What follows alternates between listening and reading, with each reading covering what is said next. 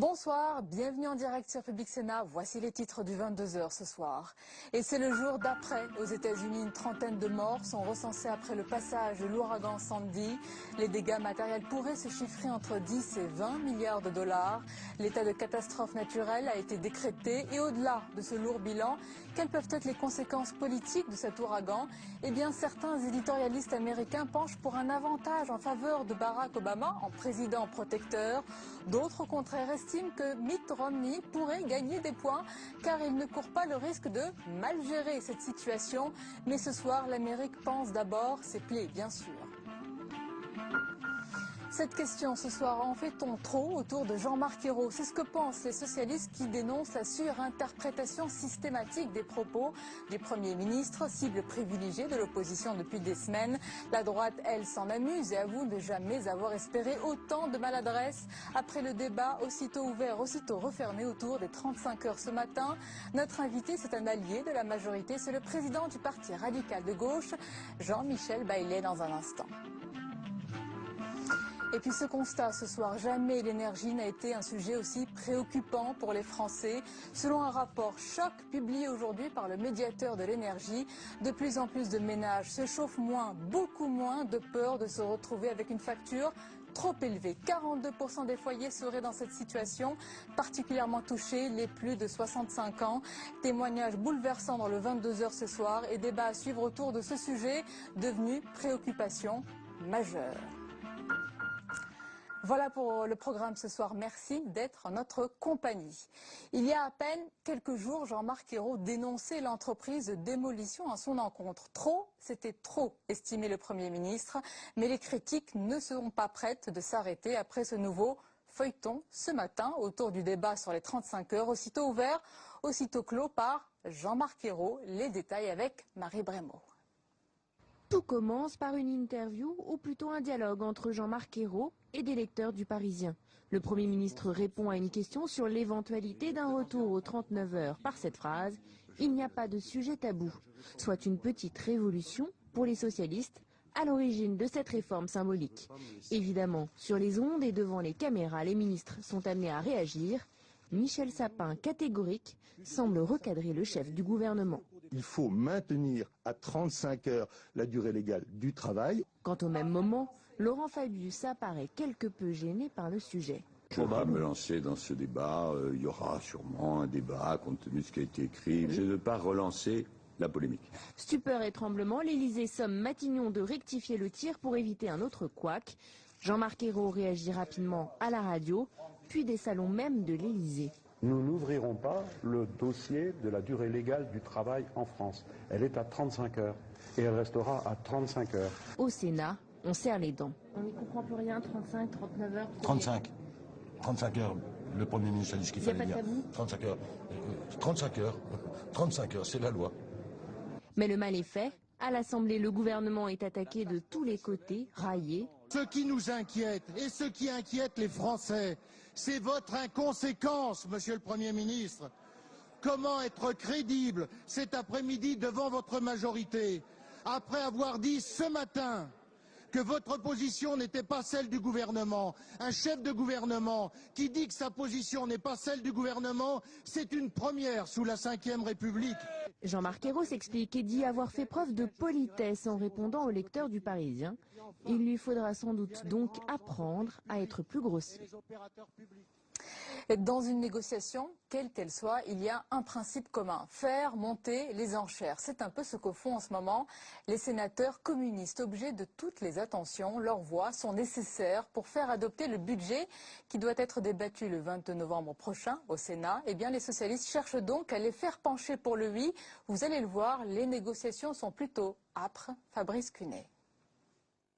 Pour le groupe communiste, c'est Éliane Assassi et Marie-France Beaufils qui mènent les négociations avec le gouvernement. Et après plusieurs entretiens avec Marisol Touraine notamment, ces discussions sur le budget sont au point mort. À la sortie de la réunion de groupe ce mardi matin, embarras sur la question de leur vote.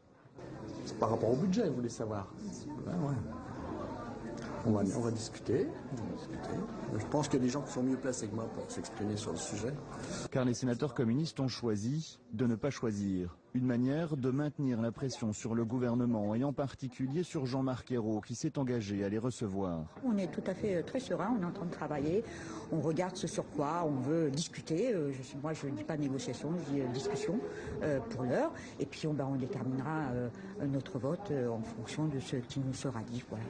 Concrètement, les sénateurs communistes souhaitent que le gouvernement revienne sur les concessions accordées au patronat ou encore que la réduction des dépenses publiques n'affecte pas les collectivités locales. La participation des collectivités territoriales au maintien de l'emploi en France, c'était 800 000 emplois hors les emplois des collectivités territoriales, par l'ensemble des marchés qu'elles signent chaque année. Donc vous voyez que c'est donc un élément important dans le débat. Donc on veut avoir cet échange avec le gouvernement. Les sénateurs communistes le savent. Au Sénat, ils ont un pouvoir de blocage. Le gouvernement peut toujours choisir de passer en force, mais ce serait prendre le risque de braquer une partie de sa majorité. À Bercy, la question et ces négociations tournent au casse-tête. Preuve d'un certain malaise présent au Sénat, Jérôme Cahuzac a préféré rester silencieux sur le sujet.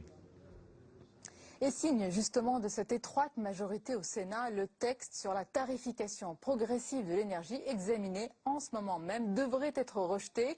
Le débat s'est ouvert cet après-midi avec la ministre Delphine Batho qui a dit souhaiter une discussion constructive et fructueuse, mais droite, centre et communistes sont bien décidés à torpiller le texte du gouvernement. Les explications de Julie Hulin. Les sénateurs communistes persistent et signent. Ils soutiennent ce soir leur motion d'irrecevabilité. Leur point de désaccord concernant cette proposition de loi, la création d'un bonus-malus pour les tarifs de l'énergie qui viendrait rompre le principe d'égalité. Nous considérons qu'il est contraire à notre Constitution et notamment sur le tarif unique sur l'ensemble du territoire du kilowattheure. Instaurer un malus revient quelque part à instaurer un tarif différent selon, vous le savez, les zones climatiques. Et c'est un système extrêmement complexe, tellement complexe que tout le monde le caractérise comme usine à gaz.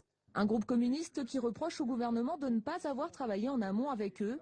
Pour ne pas soutenir cette motion d'irrecevabilité, le socialiste Roland Courteau a lui démissionné de ses fonctions de rapporteur. Il se dit fatigué et frustré et dénonce un vote qui vient bloquer une situation d'urgence. Cette procédure, je le crains, risque de ralentir l'application de certaines mesures, notamment des mesures sociales d'urgence, et risque de pénaliser ceux qui sont les plus fragiles d'entre nous sur le territoire national. La motion devrait être adoptée dans la nuit. Une commission mixte paritaire pourrait alors s'ouvrir pour rediscuter le texte. Les communistes ont déposé une autre proposition de loi contenant leurs points d'accord, notamment sur l'élargissement des tarifs sociaux et l'interdiction des coupures.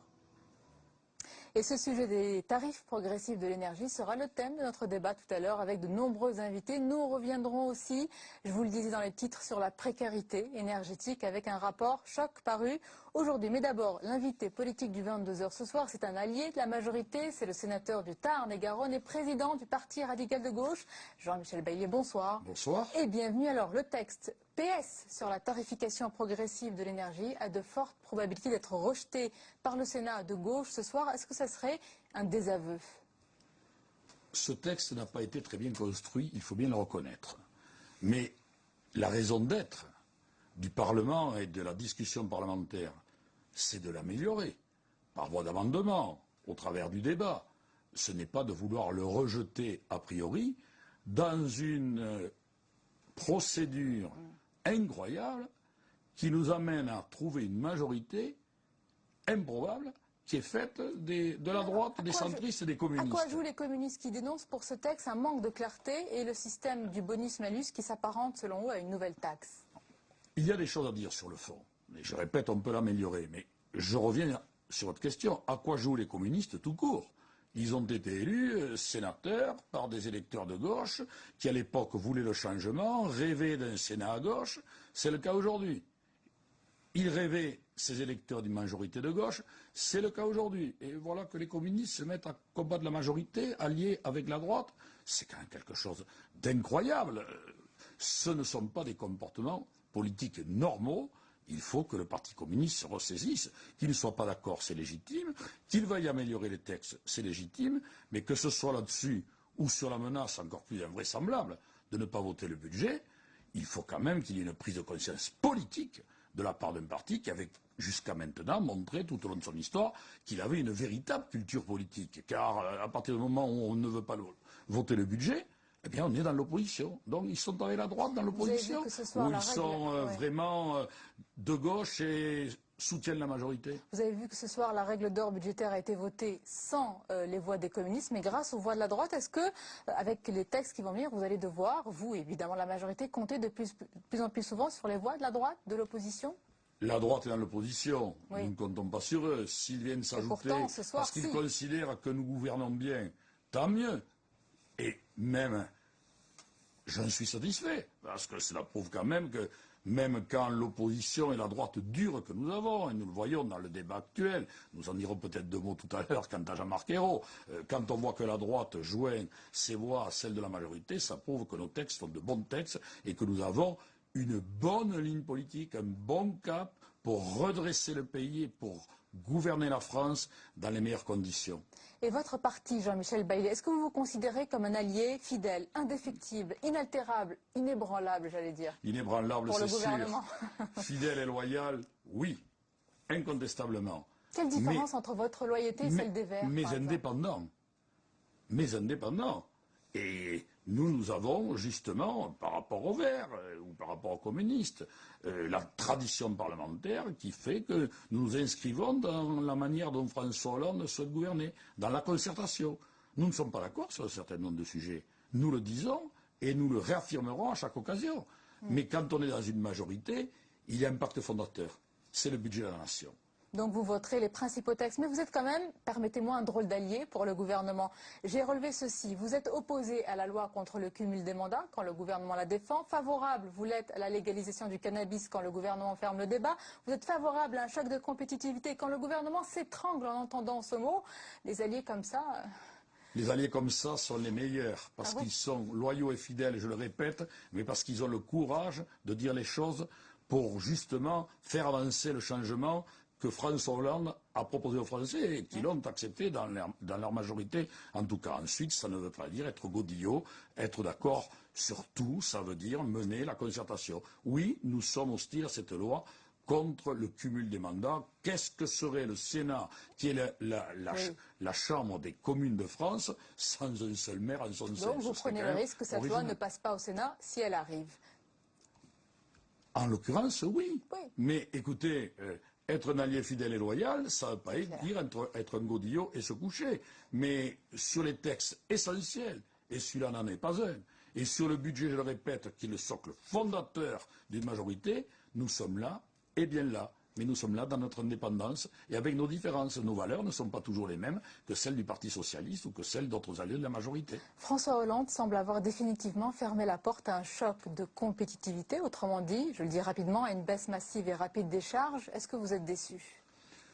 Il faut trouver une solution, et François Hollande l'a répété, je ne partage pas vos propos, pour que les entreprises françaises soient compétitive, car c'est l'entreprise qui crée l'emploi. Ça ne passera pas par un choc, ça ne passera pas par une baisse massive des charges. Ne jouons pas sur les mots. Il faut trouver des solutions. Et moi, de ce que j'ai entendu, de ce qu'a dit François Hollande, c'est pas tout à fait la même chose que vous. C'est qu'il a dit que la compétitivité était importante, qu'il allait, après avoir reçu le rapport Gallois, annoncer dans les jours qui viennent un certain nombre de mesures qui vont dans ce sens. Alors après, on attend beaucoup du rapport Gallois, c'est pas M. Gallois qui préside la France. Non, c'est François Hollande qui sait prendre ses responsabilités, mais à partir du moment où il commande un rapport, la moindre des choses, avant de s'exprimer, c'est d'avoir lu le rapport. J'insiste, Jean-Michel Bailly, vous, personnellement, est-ce que vous demandez un choc de compétitivité? Et si oui, de combien? Jean-Louis Borloo parle par exemple de 60 milliards. Est-ce que cela vous semble un chiffre? C'est ridicule que de parler comme ça. On ne va pas quantifier avant même que les mesures n'aient été annoncées. Ce qui est clair, c'est qu'il est nécessaire de soutenir les entreprises qui, elles seules, peuvent nous permettre de traverser la crise que nous connaissons, parce que c'est elles qui sont génératrices d'emplois. Mais ça, François Hollande vous le dira. François Hollande, non, attendez, vous me dites le rapport Gallois n'est pas encore sorti. François Hollande ne s'est pas exprimé, et vous voulez que moi, à sa place... Non, je demande votre avis. Est-ce que vous êtes mon avis, c'est qu'il faut prendre un certain nombre de mesures. Oui, mais vous verrez quand François Hollande se sera exprimé. Bien, alors, en tous les cas, vous allez voir que le mot de choc n'est pas tabou. Vous savez, c'est difficile de me faire dire ce que je n'ai pas entendu. N'est pas tabou. L'interview n'est pas terminée. Le mot de choc n'est pas tabou dans la bouche du gouvernement, contrairement à ce que l'on pourrait croire. On a entendu ce mot de choc de compétitivité. Regardez, il y a quelques mois, c'était le 11 septembre dernier, lors de la séance des questions d'actualité, et c'était dans la bouche de Jean-Marc Ayrault. Écoutez. Le rapport gallois qui va sortir début octobre sur la compétitivité des entreprises, qui portera aussi sur le coût du travail et le financement de la protection sociale, conduira le gouvernement, avant la fin de l'année, à vous faire des propositions pour qu'il y ait un vrai choc de compétitivité qui soit gagnant-gagnant, donnant-donnant, à la fois pour les salariés, pour les entreprises, et qui fasse avancer notre pays. Vous voyez, vous pouvez le dire, Jean-Marc Ayrault l'a dit aussi, le choc. Je soutiens totalement les propos de Jean-Marc Ayrault. Ça ne vous étonnera pas. Ah, donc j'ai la réponse à ma question, choc de compétitivité. Justement, sur Jean-Marc Ayrault, dernière question. Je vais rappeler aux téléspectateurs que vous avez été, il y a un certain temps, ministre dans le gouvernement d'Édith Cresson, Premier ministre à l'époque, qui avait connu, il faut bien le dire, un certain acharnement. Elle avait tenu 11 mois, quand même. Est-ce que vous voyez des ressemblances avec Jean-Marc Ayrault? Non, aucune. Dans l'acharnement, je parlais. Quant à l'acharnement, oui. Quant à la manière de gouverner, non. Je trouve que Jean-Marc Ayrault ne mérite pas les procès qu'on lui fait. Encore ce matin, une question lui est posée. Est-ce que les gens seraient ravis que l'on revienne aux 39 heures? Il répond, ouvrez le débat, je n'y suis pas hostile, vous aurez peut-être des surprises. Bon, moi je ne suis pas un dogmatique, il ne dit jamais. Je souhaite abroger les 35 heures. Et là, tout le monde se déchaîne en disant, c'est encore un couac, regardez-le, il n'est pas digne de gouverner la France, des paroles incroyable de M. Jacob à l'Assemblée nationale. Bon, Jean-Marc Ayrault est un Premier ministre qui est là depuis 5 mois, ou 5 mois et demi, tout au plus, qui a hérité d'une situation catastrophique. La France est en difficulté. Il tente avec sérénité de redresser le pays avec le président de la République. Je le soutiens totalement et je trouve qu'il ne mérite pas un tel traitement. Merci Jean-Michel Bailly d'avoir été notre invité ce soir. La suite du 22h et à 8 jours de l'élection présidentielle. La campagne américaine a été mise bien sûr entre parenthèses. L'ouragan Sandy a durement frappé la côte est des États-Unis. 32 personnes sont décédées, dont 10 à New York. Plus de 8 millions de foyers sont toujours privés d'électricité. 2 centrales nucléaires ont été mises à l'arrêt. Barack Obama a annoncé tout à l'heure qu'il se rendra dans le New Jersey. C'est l'État le plus touché par l'ouragan meurtrier. Quant à Mitt Romney, il repart en campagne, mais vous allez le voir à sa façon. Les détails avec Bérangère Dinglas. C'est dans le noir que des millions d'Américains risquent de vivre une nouvelle nuit. Après le passage de Sandy, les États du Nord-Est doivent encore faire face à de nombreuses coupures d'électricité et à des inondations majeures. Les dégâts sont estimés à 10 à 20 milliards de dollars.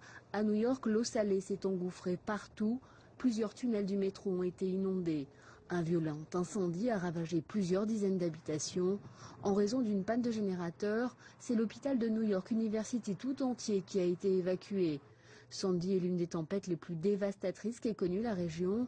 On dénombre pour l'instant 10 victimes rien que dans la mégalopole. Ce soir, les transports en commun restent suspendus, les écoles et les magasins fermés. Ce matin, nous avons commencé à nettoyer et réouvrir les ponts et les routes. Ça risque de prendre du temps et la meilleure façon de nous aider est de ne pas s'en approcher pour le moment. Barack Obama a annulé toutes ses réunions électorales prévues mercredi. Le président restera à Washington pour coordonner les opérations de secours fédéral. De son côté, Mitt Romney a remplacé ce mardi une réunion électorale par un rassemblement d'aide dans l'Ohio. Et déjà est évoquée la question du maintien de la date des élections américaines au 6 novembre. Et j'accueille notre journaliste Caroline Deschamps. Bonsoir Caroline. Bonsoir Sonia. Pour la rubrique net d'infos. Alors Caroline, bien sûr, c'est Sandy qui fait l'actualité sur les réseaux. Eh oui, jour d'avant, jour J, jour d'après, c'est vraiment sur le net que l'on peut s'informer en temps réel sur l'ouragan Sandy. De gros moyens avaient été mis en place pour suivre le cyclone et son arrivée sur New York et sur la côte Est. Sandy depuis l'espace, grâce à la Station spatiale internationale.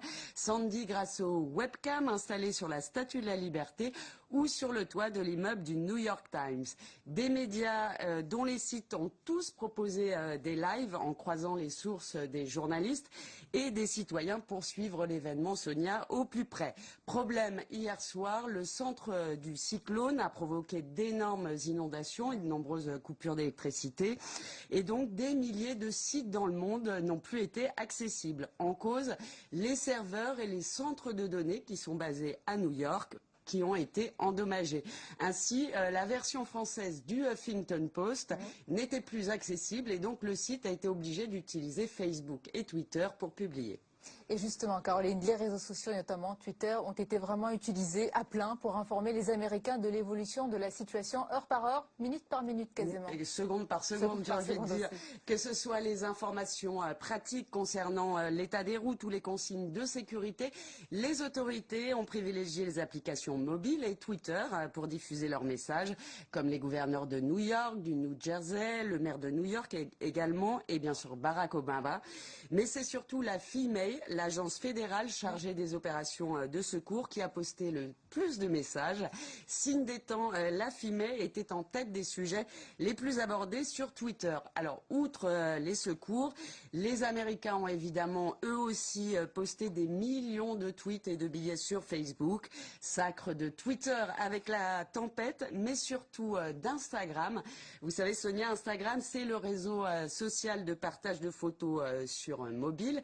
Et à l'heure où je vous parle, il y a plus de 300 000 photos sur Sandy qui ont été publiées. Alors évidemment, c'est assez difficile de séparer le bon grain de l'ivraie. Mais alors en fait, la vérification s'est faite en temps réel via les tweetos eux-mêmes. Et il y a même eu des sites dédiés pour vérifier donc si les photos étaient vraies ou fausses. Donc fake or not fake, Sonia, that's the question. Alors, Sandy, c'est un sujet grave, sérieux, mais les détournements ont dû être très nombreux. Oui, bien sûr, parce que ouragan ou non, le web ne peut se passer d'une bonne dose d'humour potache. On a donc eu droit à des images de fin du monde revues et corrigées à la sauce LOL, avec des monstres de toutes sortes, ou bien ce photomontage, je ne sais pas si on le voit à l'image, de la statue de la liberté façon Marilyn dans ces temps de réflexion, la robe s'envolant, en tout bien tout honneur, hein, bien sûr, sous l'effet de Sandy. Une manière ludique, j'ai envie de dire, Sonia, d'exorciser nos peurs ancestrales de l'apocalypse. Complètement. Merci beaucoup, Caroline, et je vous donne rendez-vous mardi prochain avec nous. Merci à vous. La suite du 22h dans un instant. Place au débat du mardi soir autour ce soir de ce constat. Jamais l'énergie n'a été un sujet aussi préoccupant pour les Français. Selon un rapport choc publié aujourd'hui par le médiateur de l'énergie, de plus en plus de ménages se chauffent moins, beaucoup moins de peur de se retrouver avec une facture trop élevée. 42% des foyers seraient dans cette situation, particulièrement touchés. Vous le verrez dans un reportage émouvant, les plus de 65 ans. Mais d'abord, tout ce qui vous a échappé dans le reste de l'actualité, c'est le tour de l'info. Il est signé Cécile Sixou.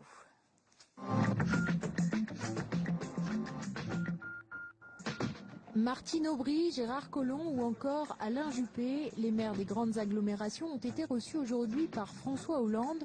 Le président de la République compte sur les grandes villes pour participer au redressement de la France. Elles ne seront donc pas les oubliées du futur projet de décentralisation. Dans la réforme de la décentralisation, les grandes agglomérations, les grandes métropoles seront prises en compte. D'un point de vue financier, ça sera un petit peu plus difficile, mais je crois que c'est tout à fait nécessaire si l'on veut que la croissance ne s'effondre pas totalement en France. Au total, 13 engagements réciproques ont été décidés. L'État propose notamment de participer au financement de leurs investissements. De leur côté, les grandes villes promettent d'optimiser leurs dépenses de fonctionnement. Fin de suspense à Sciences Po. Finalement, c'est Hervé Cress qui a été choisi pour succéder à Richard Descoings. Ce surdiplômé de 45 ans, numéro 2 de l'école depuis 2008, en est actuellement l'administrateur provisoire. Sa nomination sera définitivement validée par le gouvernement le 22 novembre, date à laquelle doit être remis le rapport de la Cour des comptes sur la gestion de l'école. Alors qu'il ne reste plus qu'un mois à l'État pour trouver un repreneur aux hauts fourneaux de Florange, ArcelorMittal reçoit déjà des propositions. La plus sérieuse est celle de l'entreprise Servestal. Selon le quotidien Les Échos, le géant de la sidérurgie russe aurait entamé depuis 2 semaines des négociations confidentielles avec ArcelorMittal. Mais les discussions s'annoncent compliquées car le russe voudrait acquérir en plus de Florange d'autres activités du groupe. À l'occasion de la visite en France de Benjamin Netanyahou, le Premier ministre israélien et François Hollande se rendront à Toulouse le 1er novembre pour rendre hommage aux victimes de l'école Ozar HaTorah, tuée par Mohamed Merah en mars dernier. La cérémonie devrait avoir lieu dans l'école. En une de Charlie Hebdo, Cabu joue les provocateurs. Il fait le parallèle entre la présidentielle américaine et la campagne interne de l'UMP et constate que des 2 côtés de l'Atlantique, la différence a du mal à passer.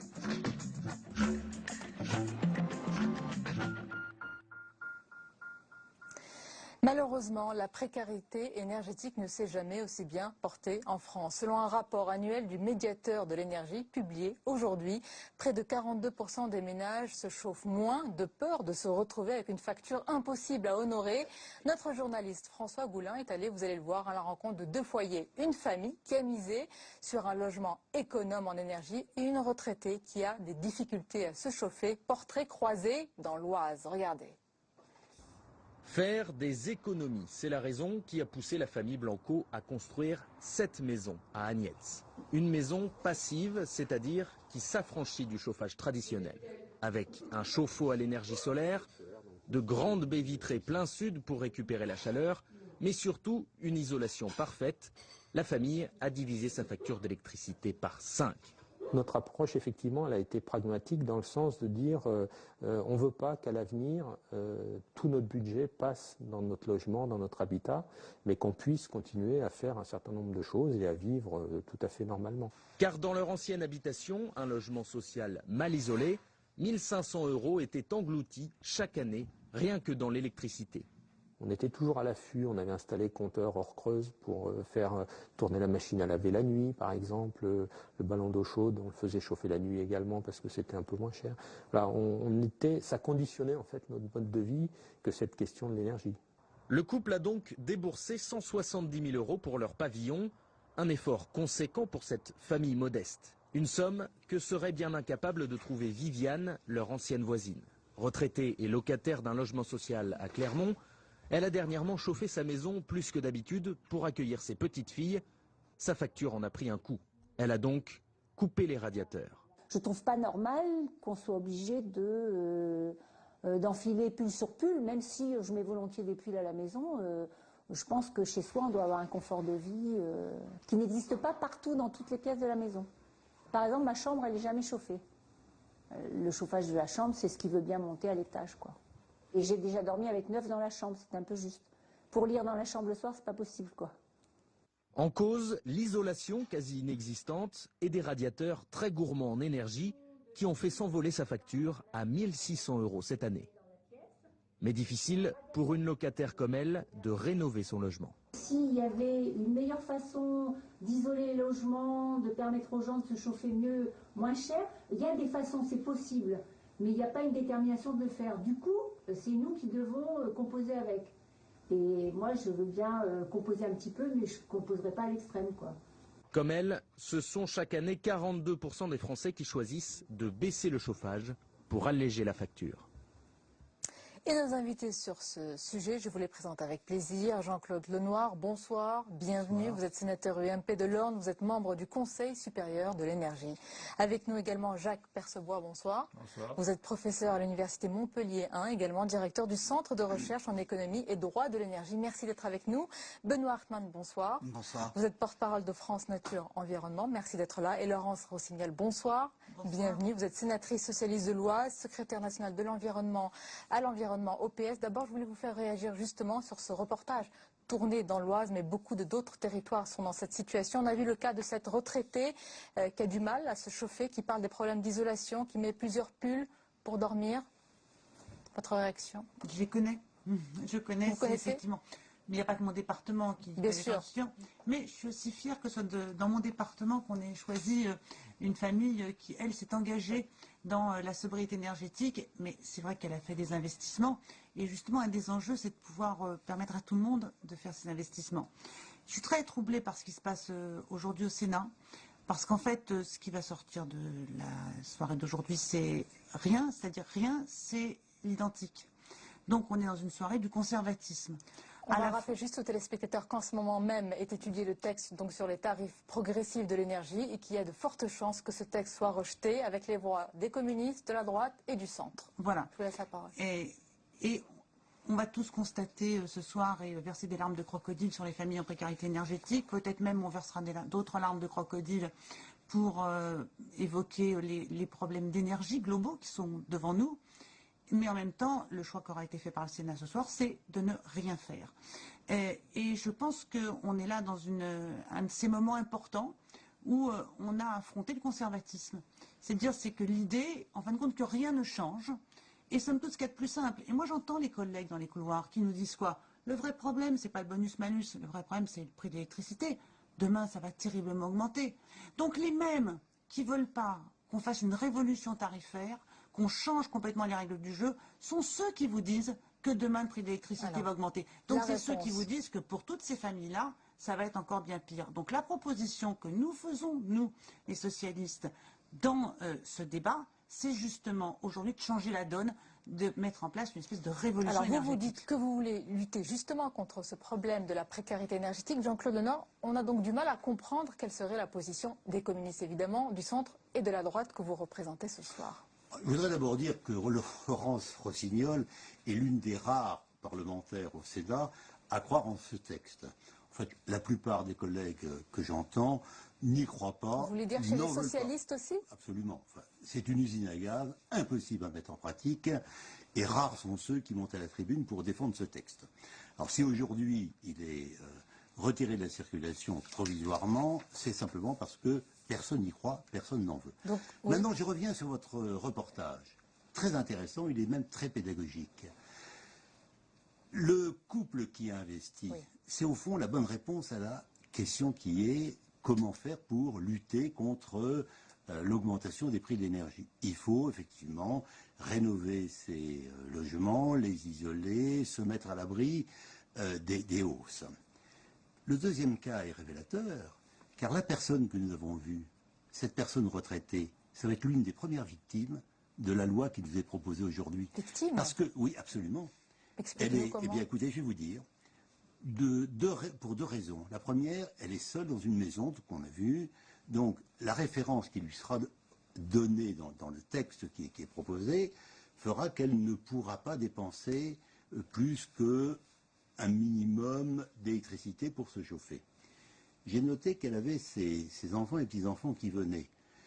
Ce n'est qu'à ce moment-là qu'elle augmente le chauffage. On ne prendra pas en compte, dans la référence qui sera donnée, le fait que, occasionnellement, mais d'une façon régulière, j'espère pour elle souvent, elle reçoit des personnes et qu'elle consomme plus d'énergie. Alors maintenant, je réfute complètement l'idée d'un conservatisme. Le Sénat est composé de parlementaires responsables. Il considère que ce texte est absolument impraticable. C'est une usine à gaz dans laquelle on ne comprend strictement rien. Hartmann, oui. Et donc, aujourd'hui, on demande aux socialistes, au gouvernement, de reprendre le dossier et de nous offrir quelque chose qui soit praticable. Alors, Benoît Hartmann, il y a une double actualité, je vais le préciser aussi, parce qu'il y a ce texte ce soir, il y a aussi le rapport annuel, c'est un baromètre info-énergie, sur en fait cette précarité énergétique, et on apprend que jamais ce problème n'a été aussi présent chez les Français. 42% quand même des foyers sont concernés, tous ne sont pas en précarité énergétique, mais tous ont des difficultés. Selon ceux qui ont fait ce baromètre, jamais, voilà, pendant 5 ans, ce sujet n'a été aussi préoccupant pour les Français. On peut même aller plus loin. Il y a des Français qui sont préoccupés au-delà de 40% par leur facture énergétique, pouvoir payer leur plein d'essence. La facture énergétique, c'est pas seulement votre chauffage, c'est aussi votre plein d'essence. Donc cette inquiétude, et il faut la comprendre, pour la précarisation de notre économie. Notre économie est en risque de précarisation. On nous annonce des augmentations des tarifs d'EDF de l'ordre de 30% sur la part variable. Encore une fois, ici, j'entends que peut-être au sein du Sénat, il n'y aurait pas une majorité claire pour soutenir. Écoutez, sur le principe qu'il ne faut pas payer cher l'électricité dont on a besoin et qu'il faut payer un peu plus cher l'électricité dont on pourrait se passer pour financer cette électricité dont on a besoin, je pense que sur ça, il y a un accord assez net et qu'il faut en revenir aux fondamentaux de ce que c'est que la politique. C'est une politique de justice, d'équité sociale et à la fois une politique environnementale. En disant, après tout, j'applique une logique du bonus-malus. C'est une bonne logique. Maintenant, les modulateurs, c'est-à-dire ce qui va faire que je vais varier d'un endroit à l'autre. Le nombre de personnes par foyer, le fait que je suis au nord au sud. Ceci est discutable. Mais encore une fois, c'est très technique. Qu'est-ce qui est important? De quoi sommes-nous en train de parler? Pour vous, nous sommes en train de parler le problème dramatique de l'urgence sociale. Oui, c'est la précarité et si je veux énergétique. éradiquer... Ce texte permet de la limiter, pas de la supprimer, de la limiter pour les 4 millions de foyers, c'est bien ça? En tout cas, de façon certaine, c'est le but en tout cas de la loi. De façon certaine, Je vais donner la parole à Jacques Percebois. Il ouvre enfin le débat de se dire mais que fais-je pour repérer ces passoires thermiques et pour agir dessus tout à la fois qu'en agissant sur la tarification. Bien sûr que si on n'agit pas à la fois sur la source du problème et qu'on n'agit que sur la tarification, on restera au milieu du gué. Alors Jacques Percebois, justement, est-ce que vraiment c'est une usine à gaz? Est-ce que c'est si difficile à appliquer? Je crois que dans d'autres pays, ça existe déjà. Pas pour l'électricité, parce que cette forme-là, il y a quelques exceptions. Le principe, il y a un consensus pour dire il y a 4 millions de ménages en situation de précarité, ça ne peut qu'augmenter, le prix de l'énergie est orienté à la hausse, là-dessus tout le monde est d'accord. Simplement, la réponse qui est proposée du bonus-malus n'est peut-être pas la bonne réponse pour plusieurs raisons. La première, c'est que depuis longtemps, il y a un grand principe dans les services publics, c'est la politique de vérité des prix. C'est-à-dire qu'il faut faire payer le coût des services publics. Ça, je dirais, le fondement juridique, c'est même le rapport Simon-Nora 1967. Et donc EDF a toujours pratiqué cette tarification fondée sur la vérité des prix. Bon, même si elle n'est pas toujours absolument vérifiée. Simplement, au lieu de modifier complètement le système de tarification, il vaut mieux aider les personnes qui sont dans la précarité énergétique. C'est-à-dire que le système du bonus-malus est un système extrêmement complexe. D'abord, il tient compte que de l'électricité et du gaz. Il ne tient pas compte des situations de précarité énergétique avec le fioul, avec le GPL. C'est d'ailleurs un des gros problèmes parce qu'il y a des absents. 20% des ménages sont chauffés au fioul et dans la précarité énergétique, vous avez 30% des ménages qui sont chauffés au fioul. Ce sont des gens modestes, propriétaires de leur logement, qui vivent en périphérie urbaine. Alors, je crois que le système est très compliqué parce qu'en plus, ça rompt un grand principe, qui est le principe de la péréquation spatiale des tarifs sur l'ensemble du territoire. Et donc, si vous voulez, là, c'est un peu en disant le prix n'est pas le même entre le nord et le sud de la France. C'est si compliqué que ça, justement. Laurence, vous avez participé à cette loi, vous l'avez imaginé aussi avec le gouvernement. Oui, et on l'a même imaginé, c'est un sujet sur lequel on a beaucoup réfléchi parce que on est dans une situation nouvelle. Alors moi, j'entends tout ce qui se dit, mais il y a quelques semaines, on était ici au Sénat en commission d'enquête sur le prix de l'électricité. J'ai vu défiler les énergéticiens qui sont tous venus nous expliquer qu'il fallait et qu'il faudrait augmenter le prix de l'électricité. Et on nous dit, et les mêmes collègues qui sont là prenaient un air un peu contrit, mais disaient mais oui, il va falloir y venir. Donc, non, je m'en souviens pas. Il va bien falloir y venir, tout le monde reconnaissant ça. Moi, je crois que le vrai sujet qui est derrière tout ça, c'est est-ce qu'on rompt avec la période dans laquelle on était jusqu'à présent, qui était fondée par un principe. L'énergie, l'électricité en France est abondante et bon marché. Cette période-là est finie.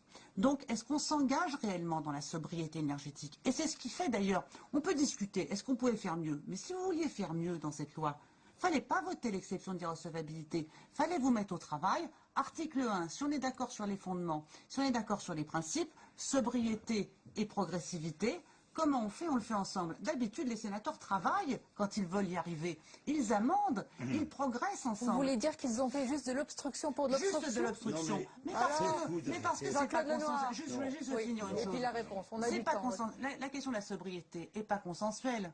Parce qu'aujourd'hui, dans le système des tarifs sociaux, en fin de compte, c'est ça l'idée. C'est les tarifs sociaux. Les tarifs sociaux, on consomme toujours autant et les vendeurs d'électricité encaissent les tarifs sociaux, et donc on aide les vendeurs d'électricité à vendre toujours plus d'électricité. Nous, on est dans une logique différente, qui consiste à réduire, parce qu'en France, c'est pervers, plus on vend d'électricité, plus la machine tourne. Alors, et voilà. Jean-Claude Lenoir, la sobriété n'est pas dans notre vos intentions. La sobriété n'est pas dans notre psychologie. Nous sommes devant une proposition de loi qui avait pour but d'instituer ce qu'on appelle la tarification progressive des tarifs de l'électricité et du gaz. Et aujourd'hui, on voudrait nous entraîner, Laurence Rossignol en est l'une des expressions, dans un débat sur la transition énergétique. Mais attendez, on rêve. Ce débat, il est annoncé pour le premier semestre 2013. Et on voudrait d'ores et déjà que le Sénat prenne position. Et dans l'urgence de quoi? Alors on nous dit, C'est la trêve hivernale. si vous ne votez pas rapidement ce texte, un certain nombre de foyers démunis qui sont dans la précarité ne pourront pas bénéficier du tarif social. C'est vraiment une imposture. D'abord parce que le texte de loi ne présente aucune avancée de ce point de vue-là. Ce n'est pas dans le domaine de la loi, c'est dans le domaine du décret. Il suffirait que le gouvernement, il pouvait le faire depuis quelques mois, prenne un décret modifiant celui qui avait été mis en place par les gouvernements précédents pour que des personnes démunies puissent bénéficier d'un tarif avantageux pour à la fois l'électricité et le gaz. Alors on est en train de nous entraîner dans un débat. Eh bien oui, mais on prépare le débat sur la transition énergétique. C'est le cas, Benoît Hartmann, c'est inscrit dans un débat. Je souhaite que le débat soit posé dans son intégralité. Bien sûr que ça doit s'inscrire dans le débat sur la transition énergétique. Et pourquoi commencer la maintenant sobriété énergétique. Pourquoi commencer maintenant? Mais parce que la sobriété énergétique, excusez-moi, mais elle a même été commencée par un certain nombre de prédécesseurs qui y croyaient beaucoup et qui étaient d'une majorité. Donc j'espère bien que la précarité et lutter contre la précarité, ça n'a pas commencé maintenant, et ça a commencé avant. Malheureusement, ça s'est arrêté méchamment au milieu du gué, malheureusement, parce qu'avoir sabré les tarifs, sur tous les tarifs des ENR, ça n'a pas vraiment aidé. En attendant, le problème qu'on a maintenant, c'est que si on agit uniquement sur la part variable, je voudrais rappeler ce que nous payons en tant que citoyens en France à l'électricité. Quand moi, je paye ma facture, je paye l'équivalent, parce que je suis assez sobre dans mes comportements, de plus de la moitié sur mon abonnement. Si je n'agis pas sur la tarification, si je n'agis que sur la part variable, eh ben, malheureusement, on n'attaque pas le problème au fond. Le problème du fond, c'est de se dire comment je vais attaquer toute la tarification et donc je vais pouvoir moduler ça. Par ailleurs, si je dois moduler en fonction d'un critère essentiel, il faut que ça soit en fonction de la performance énergétique du bâtiment.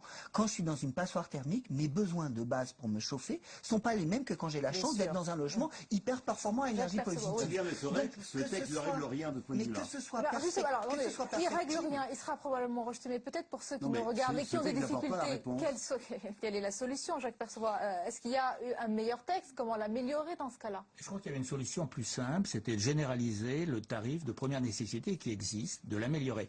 À l'heure actuelle, le tarif première nécessité, ça représente 2% de la contribution au service public de l'électricité. C'est-à-dire c'est très peu de choses. Ça concerne moins d'1 million de personnes, alors qu'il y a moins d'1 million de foyers, alors qu'il y a 4 millions de foyers qui sont concernés. Donc on pouvait le généraliser. Alors je comprends l'argument qui consiste à dire, oui, mais si on généralise ce système, si on augmente la part, je dirais, du tarif social, ça veut dire qu'on vendra toujours autant d'électricité. Il faut accompagner cette extension du tarif social par des mesures d'isolation, sachant d'ailleurs que l'isolation, c'est extrêmement coûteux. Vous y êtes opposé, Laurence Rossignol? Non, mais en refusant la loi, moi je ne suis pas opposé à ça, mais en refusant la loi, il y a une disposition qui était prévue dans le projet qui permettait à un locataire de faire payer par son propriétaire le malus que générait une trop grande consommation due à un appartement passoire. Ça, c'était une mesure qui permettait de déduire. On baisse le loyer quand un logement est mal isolé et que le propriétaire ne veut pas faire les travaux, à ce moment-là, on lui baisse le loyer qu'il perçoit. C'était une bonne mesure pour les locataires victimes des propriétaires imprévoyants dans leur logement. Cette mesure-là, personne ne pourrait en bénéficier si la loi suivait ce que propose l'UMP. On arrive presque à la fin. On va faire un dernier tour de table pour terminer. La réponse est simple. L'urgence, c'est la précarité, c'est-à-dire des personnes qui ont du mal à payer. Vous êtes tous d'accord sur ce point. Alors je le dis très clairement ici pour les téléspectateurs, la loi ne sert à rien, elle n'apporte rien.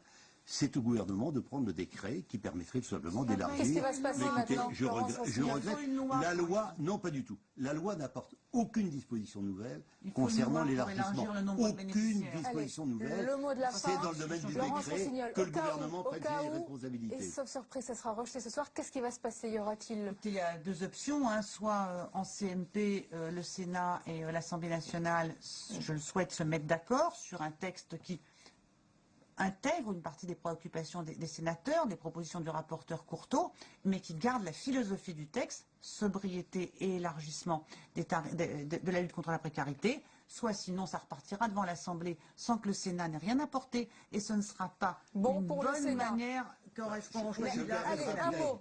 C'est le mot de la fin. L'opposition est minoritaire. C'est vraiment un problème de majorité de gauche, aussi bien au Sénat qu'à l'Assemblée nationale. Il y a l'aspect politique et puis il y a l'aspect plus concernant pour les Français qui nous ont regardés, c'est-à-dire ce problème de précarité énergétique. On a pu écouter vos différents avis. Merci beaucoup d'avoir été nos invités ce soir. C'est la fin de ce journal. Merci à vous de nous avoir suivis. Tout de suite votre émission politique preuve par 3. Je vous souhaite une belle soirée et à demain avec plaisir.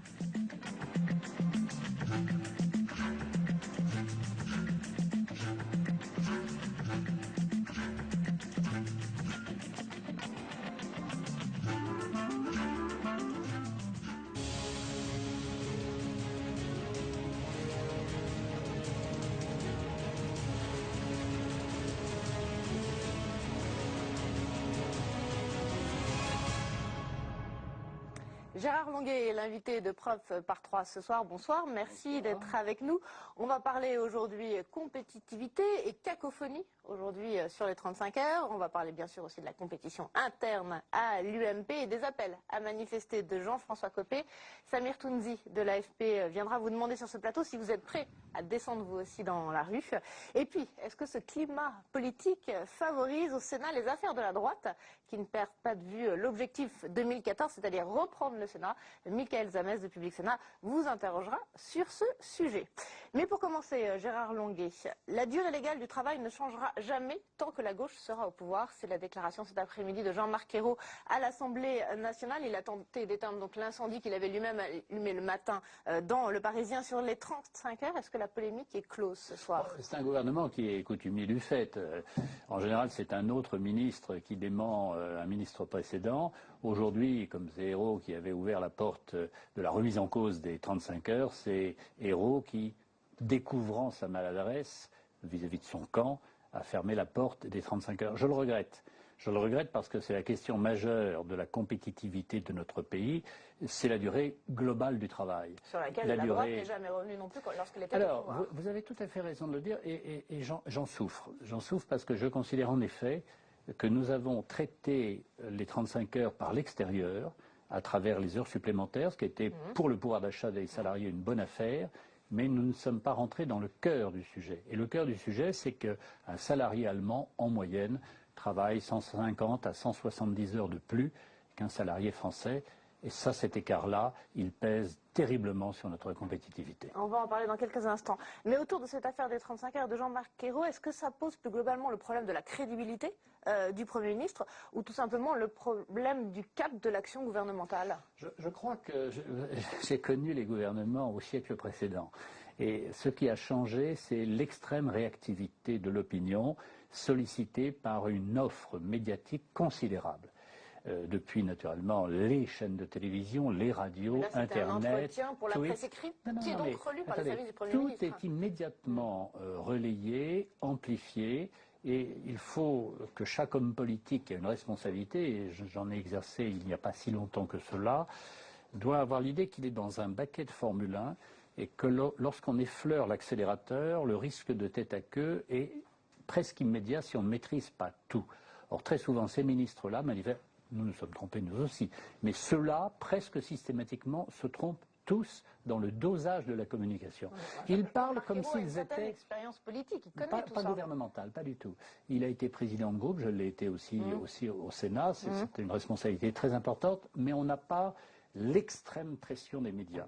Lorsque vous êtes Premier ministre, et j'ai vu de très près Édouard Balladur par exemple, j'ai vu de très près François Fillon, la moindre réaction, le moindre mouvement de sourcil en réponse à une question peut être interprété et avoir des conséquences, hier sur la valeur du franc, aujourd'hui sur les taux d'intérêt à court terme. Mais alors c'est quoi? C'est une gaffe du Premier ministre? C'est l'amateurisme? Est-ce que vous êtes de ceux qui alimentent le procès en amateurisme? Je pense profondément que c'est un manque d'évaluation exacte des conséquences des comportements et de l'expression. Un ministre aujourd'hui, a fortiori le Premier ministre, j'ai presque envie de dire, n'a plus le droit de réfléchir publiquement. Il est là pour énoncer des certitudes qu'il a assumées, qu'il a préparées, mais il n'a pas d'état d'âme à avoir. Il y a une formule d'ailleurs que je condamne complètement pour un ministre. À titre personnel, je pense que ça n'existe pas. Ou bien la formule, nous pourrions réfléchir à... Réfléchir, c'est le rôle du Parlement. Un rapporteur dans une commission, un président de commission au Sénat ou à l'Assemblée a le droit de réfléchir. Un ministre engage l'action collective du gouvernement et donc toute phrase est une phrase de la décision et non pas une phrase de la réflexion. Du coup, Jean-Marc Ayrault parle trop, alors il s'expose trop? En l'occurrence, il s'est trop exposé, je le pense sur ce point. Je ne dis pas qu'il a tort, car je souhaite qu'on ouvre le débat sur les 39 heures nécessaires, mais lui était, à mon avis, pas en position de le faire par son statut de Premier ministre. Mais alors il s'expose trop au risque de fragiliser le président de la République s'il ne lui sert plus de bouclier? Oui, mais ça fait bien longtemps que les premiers ministres ne servent plus de bouclier au président de la République depuis le quinquennat. Car depuis le quinquennat, et Nicolas Sarkozy en avait fait en quelque sorte son acte de foi, le président est en première ligne. Donc c'est à lui de monter en première ligne, notamment pour faire des propositions? Il y sera contraint. Alors on va le voir notamment sur la compétitivité. Il a déjà parlé d'ailleurs hier, François Hollande. Oui. Parce que la force du Premier ministre du septennat, c'était qu'il conduisait une bataille législative. Et il était jugé au succès ou à l'échec des législatives. Là, les législatives sont couplées avec le présidentiel. Exactement, vous avez tout compris. François Hollande est intervenu hier sur la compétitivité. Il a dit qu'il n'y aurait pas de choc, mais un pacte de compétitivité et que les mesures vont être prises au mois de novembre. Elles s'étaleront dans le temps pour éviter tout choc à l'économie française qui est déjà fragile. C'est une erreur. C'est une erreur. Pour le choc? Je suis tout à fait pour le choc et je vais vous dire pourquoi. Parce que la France est jugée, comme tous les pays du monde d'ailleurs, par ceux qui, ayant des liquidités, veulent les placer sur un pays en espérant que ce pays réussisse. Si vous annoncez une intention forte, même si les résultats ne sont pas encore dans les faits, vous rassurez ceux qui ont envie d'investir, ceux qui ont envie de vous faire confiance.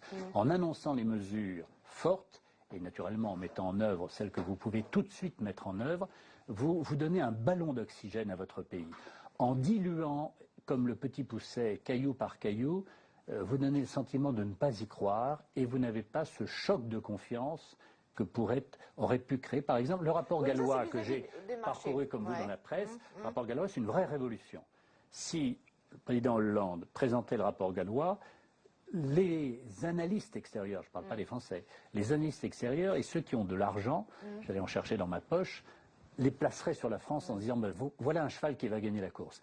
En espaçant, vous découragez ceux qui veulent investir. Sauf que le rapport gallois risque de connaître le même sort que le rapport Attali sous Nicolas Sarkozy. Attali, c'est pas tout à fait de même nature. Attali a annoncé toute une série de mesures. Les trois quarts d'entre elles ont été adoptées et utilement adoptées. Certaines symboliques, comme les taxis, n'ont pas abouti. Attali n'avait pas traité de la durée du travail, ce qui à mon avis est une erreur, à ma connaissance. Mais toute une série de mesures, notamment sur les professions réglementées, sur la libéralisation de l'activité économique, ont été adoptées dans le sillage du rapport Attali. Attali était peut-être plus exhaustif, avec moins de locomotives de décision. En tout cas, ça pose le problème des rapports qui sont extérieurs à la majorité, à l'exécutif et qui sont forcément critiqués par des députés, des parlementaires qui ne sont pas contents d'avoir été mis un peu à l'écart. Vous l'avez fait en 58 avec Rouen, avec Armand et Rueff, et ça avait été très accepté parce que ce rapport avait accompagné une dévaluation. Et donc chacun avait compris à la fois qu'il y avait une dévaluation, aujourd'hui impossible, pour relancer l'économie, et des mesures de libéralisation que la France attendait depuis très longtemps. Alors, vous avez dit quelque chose de très juste. Les parlementaires n'aiment pas être dessaisis du devoir et de la responsabilité de proposer. Vous avez grogné contre Force le rapport Attali. Absolument, moi le premier.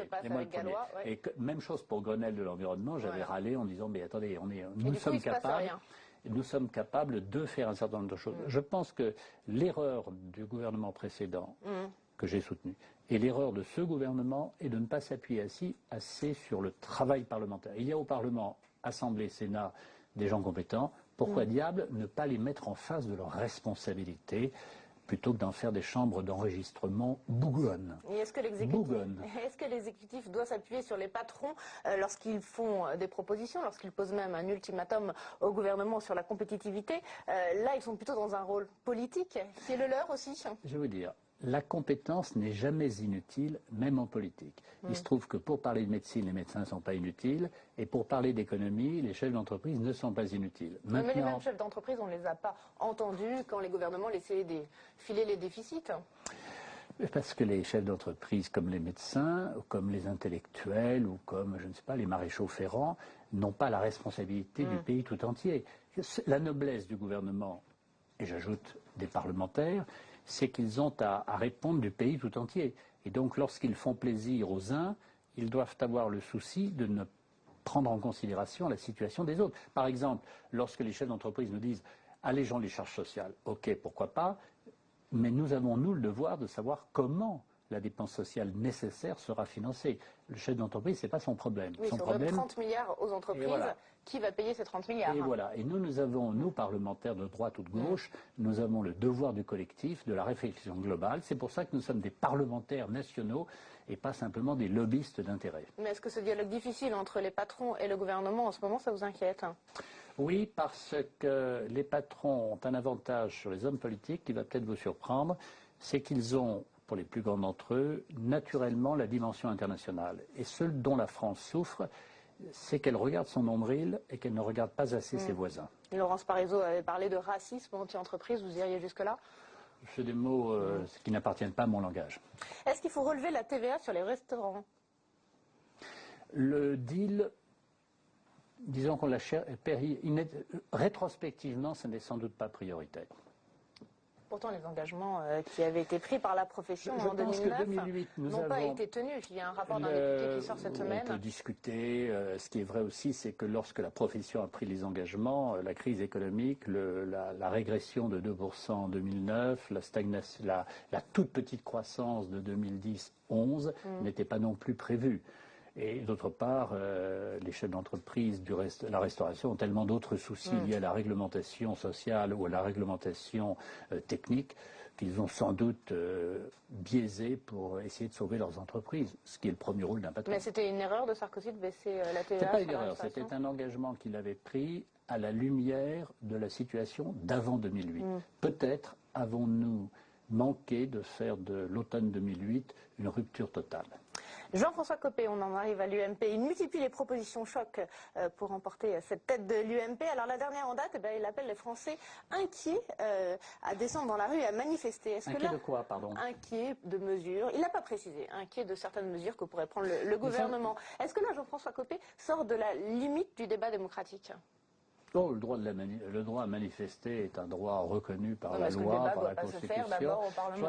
D'abord, il doit se faire au Parlement, il doit se faire sur des propositions.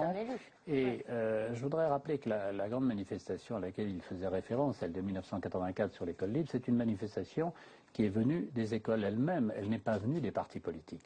Les grandes manifestations agricoles sont venues de la FNSEA, elles ne sont pas venues des partis politiques. Les partis politiques, dans notre pays, à l'exception des grands rendez-vous que sont les présidentielles, mobilisent rarement des dizaines de milliers de militants, d'adhérents, de passionnés. Et je crois que Jean-François Copé était, à mon avis, c'est pas sa meilleure inspiration. Il a raison de parler d'une inquiétude, mais c'est sur des sujets de société, le mariage, des sujets de société, la nationalité. Nationalité, c'est du droit, on peut dire c'est les partis politiques. Le mariage pour tous. Le mariage, c'est une affaire pour tous. Ça veut dire quoi? Non, le mariage, le mariage reste limité, il n'est pas pour tous. Mais ce mariage, cette conception du mariage qui, au fond, repose sur le refus de la différence sexuée, l'homme, la femme, c'est un débat qui concerne d'abord les convictions intimes de chacun. Il se trouve que le droit civil les a entérinés. Je pense que ceux qui s'expriment aujourd'hui avec le plus de force, ce sont ceux qui, depuis plusieurs millénaires, je pense au grand rabbin Gilles Bernheim, ou bien aux évêques de France, qui depuis plusieurs millénaires ont réfléchi à ces questions.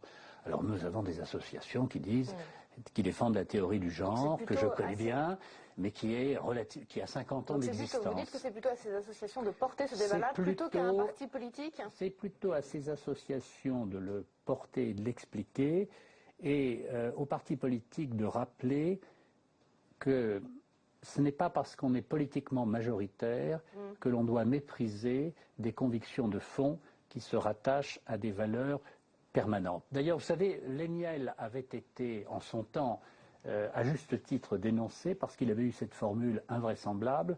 Vous avez juridiquement tort parce que vous êtes politiquement minoritaire. Et ce que Jean-François Copé dénonce, il n'a pas tout à fait tort, c'est une force gouvernementale qui voudrait imposer, par le bénéfice d'une majorité, une décision qui, en profondeur, choque ceux qui ont réfléchi sur le sujet et qui sont encore une minorité, mais qui sont de plus en plus nombreux. Mais il est un peu dans la surenchère, là, Jean-François Copé. C'est dans son tempérament qui est de dramatiser.